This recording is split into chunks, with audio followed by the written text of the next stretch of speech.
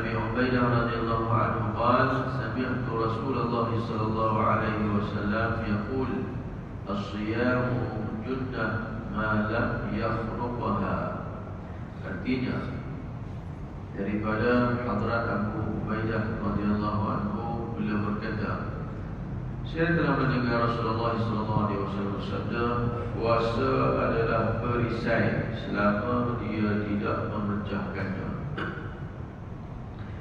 Artinya daripada Hadrat Abu Ubaidah radhiyallahu anhu, beliau berkata, saya telah mendengar Rasulullah sallallahu alaihi wasallam bersabda, puasa adalah perisai selama dia tidak memecahkannya.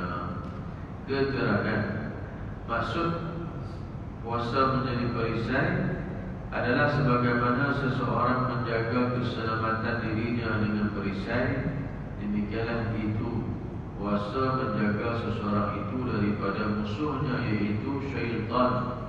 Satu riwayat lain menyatakan bahawa puasa adalah penjaga yang akan menyelamatkan seseorang daripada azab Allah Subhanahu